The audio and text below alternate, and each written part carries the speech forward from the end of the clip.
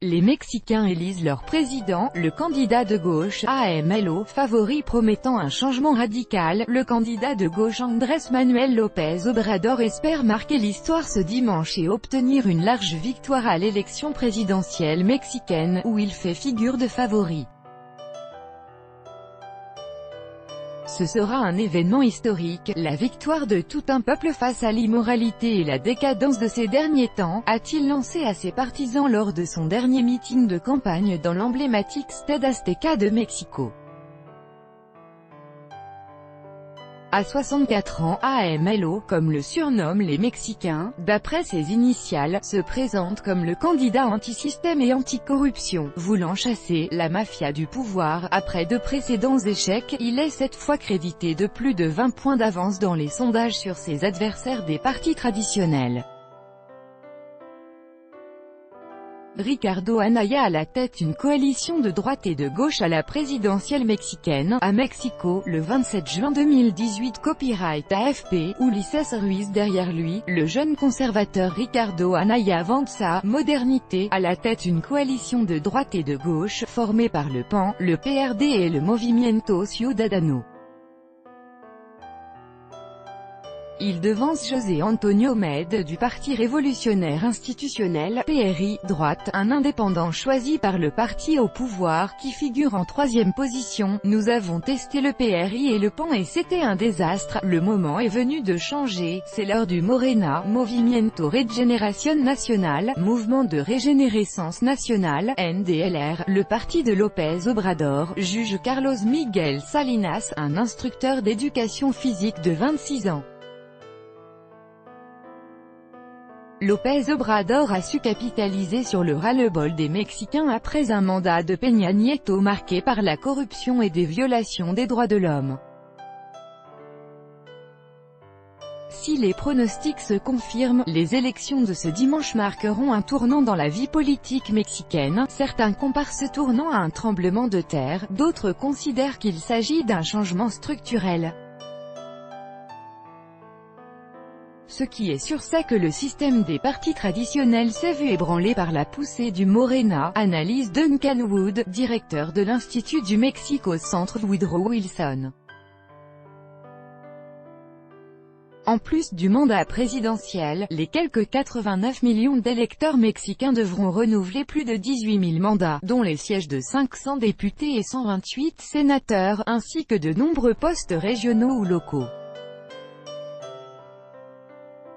Sanglante campagne. Quelques 100 000 Mexicains de l'étranger, dont 77% aux États-Unis, ont déjà fait parvenir leur vote, a indiqué l'Institut électoral national, INE, une participation infime au vu des plus de 12 millions de Mexicains expatriés, à plus de 93% aux États-Unis.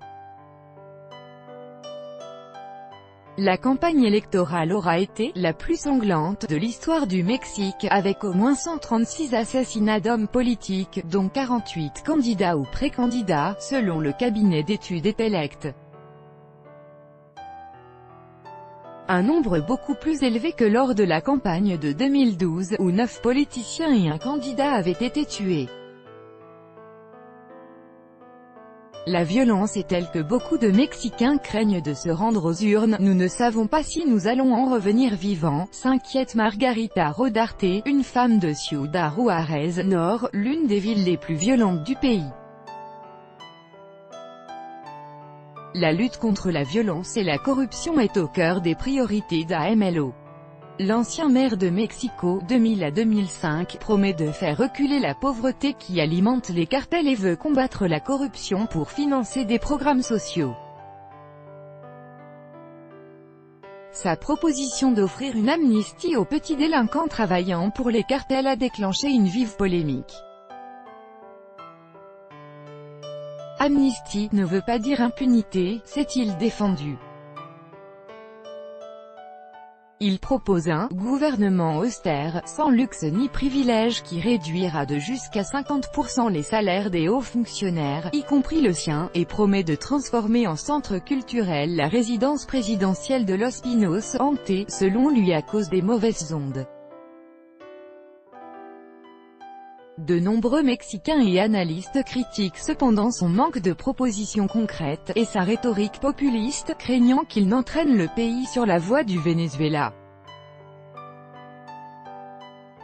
Beaucoup s'interrogent également sur sa future relation avec le président Donald Trump alors que des dossiers cruciaux sont sur la table, tels que la crise migratoire ou la renégociation de l'accord de libre-échange nord-américain. ALENA, tout tourne autour de lui et de sa capacité personnelle à résoudre les problèmes, commente à l'AFP l'analyste politique Fernando Douaurac. Son discours et sa façon d'accéder au pouvoir n'est pas très différente de Trump ou Chavez, à travers la polarisation.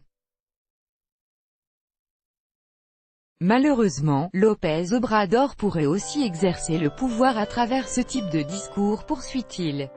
D'autres au contraire estiment qu'il n'y a rien à craindre du candidat, certains imaginent que les marchés financiers vont mal réagir.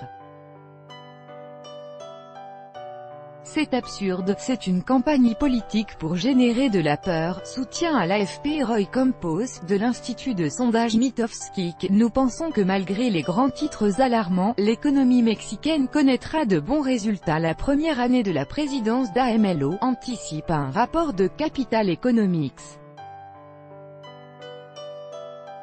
Tout droit de reproduction et de représentation réservé, copyright 2018, Agence France Presse.